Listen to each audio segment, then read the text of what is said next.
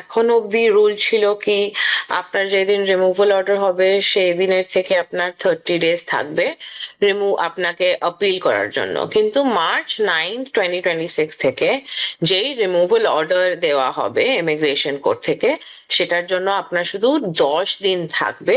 এখন রুল হয়ে গেছে কি আপনার রিমুভাল অর্ডারটা এফেক্ট থাকবে। আগে লোকেরা ভাবতো ঠিক আছে বিআই আপিল করব, অনেক টাইম থাকবে, but it is not like that. এখন March 9 থেকে এরকম হবে না।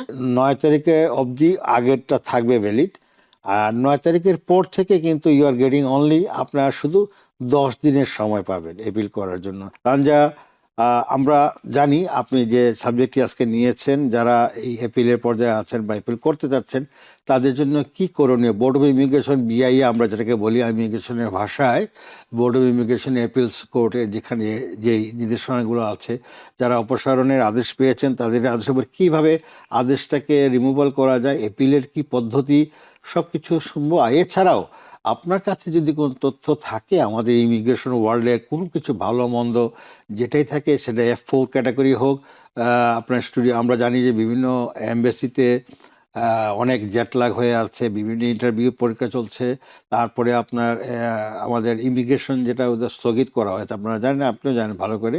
তো এইগুলোর ব্যাপারে আমরা সব কিছুই বিস্তারিত আলাপ করার চেষ্টা করব আমাদের সময়বদ্ধতার সীমাবদ্ধতার মধ্যে যতটুকু পারি, ফেসবুক এবং আমাদের ফোন কলস করে নেওয়ার চেষ্টা করব।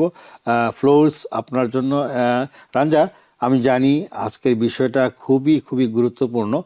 দর্শক যারা আমার সঙ্গে এই মুহূর্তে যুক্ত আছেন বা দেখছেন, বা যারা পরবর্তীতে দেখবেন আমাদের এই অনুষ্ঠানটি, অবশ্যই আপনারা গুরুত্ব সহকারে তার অ্যাটর্নি রাঞ্জার কথাগুলো আপনারা শুনবেন এবং আশা করি এটা আপনাদের কাজে লাগবে। ধন্যবাদ। Ranja, floor is on to you. Thank you sir. তো আজকে আমরা বিআই আপিলের ব্যাপারে কথা বলবো। তার মানে আপনার যদি রিমুভাল অর্ডার হয়ে যায় ইমিগ্রেশন কোর্ট থেকে, আপনি আপিল করতে পারেন আপনার ইমিগ্রেশন কোর্ট ডিসিশনটা। তো আজ অব্দি এখন অব্দি রুল ছিল কি আপনার যেদিন রিমুভাল অর্ডার হবে সেই দিনের থেকে আপনার 30 days থাকবে আপনাকে আপিল করার জন্য। কিন্তু March 9, 2026 থেকে যেই রিমুভাল অর্ডার দেওয়া হবে ইমিগ্রেশন কোর্ট থেকে, সেটার জন্য আপনার শুধু 10 দিন থাকবে আপিল করার জন্য। আর এবং আপনাকে ওই 10 দিনের মধ্যে 1030 যে ফি হয় বিআই আপিলের, সেটা দিতে হবে।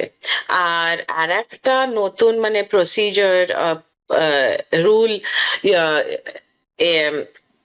ডিপার্টমেন্ট অফ জাস্টিস রিলিজ করেছে, সেটা হচ্ছে কি মোস্টলি বিআইএ আপিলস ডিনাই হয়ে যাবে বাই বাই ডিফল্ট। যদি ইমিগ্রেশন যদি যেই জাজগুলো আছে ইমিগ্রেশন আপিলে, যে একটা ওদের 15 জাজেসের প্যানেল আছে, আগে 28 ছিল এখন 15 হয়ে গেছে। তো এই 15 যে প্যানেল যদি মেজরিটি ভোট করে কি ওরা একটা রিভিউ করবে, তাহলেই আপনার অ্যাকচুয়াল কেসটা রিভিউ হবে। না হলে ওরা একটা উইদিন অ্যাবাউট 12 or 25 days ওদের একটা সামারি ডিসমিসাল ইস্যু ইউজুয়ালি হবে আপনার ডিফল্ট কেসেসে। তারপর আপনার যদি আপনি তবু যদি ভাবেন কি না আপনার কেসে সত্যি একটা জাজ মিস্টেক করেছেন, তাহলে আপনাকে ফেডারেল সার্কিটে আপিল করতে হবে। And for that also there is obviously অনেক কস্ট দরকার, কারণ federal circuit appeal is not easy, it is not a joke. তো আপনি তো ওই জন্য ওটার জন্য আপনাকে একটা লয়ার দরকার হবে।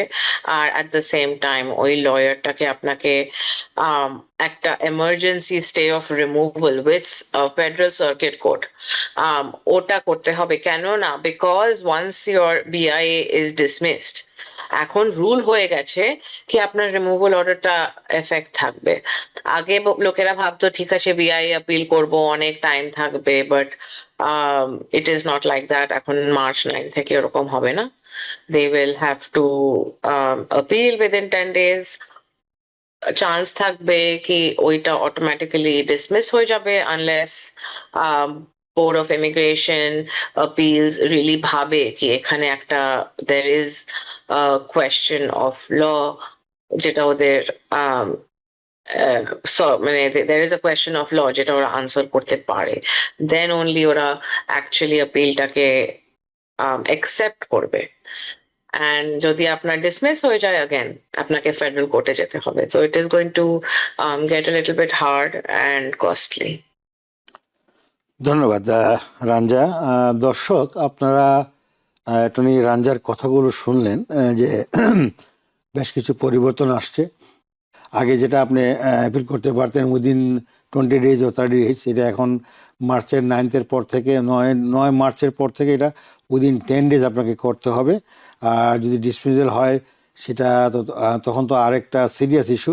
ফেডারেল যদি আপনি ফেডারেল সার্কিটে যেতে হয়, it's a huge cost involvement, plus আপনাকে একজন লয়ার রিটেন করতে হবে, এছাড়া আপনার পক্ষে কোনো মতেই সম্ভব না।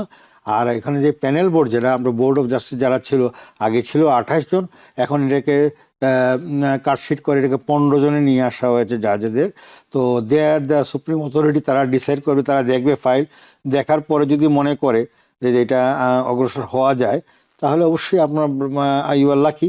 আদারওয়াইজ যদি ডিসমিসাল হয়ে যায় তখন তো এছাড়া কোনো উপায় নেই, আপনাকে ফেডারেল কোর্ট ফেডারেল সার্কিটে যাওয়া ছাড়া আপনার কোনো অপশন থাকবে না।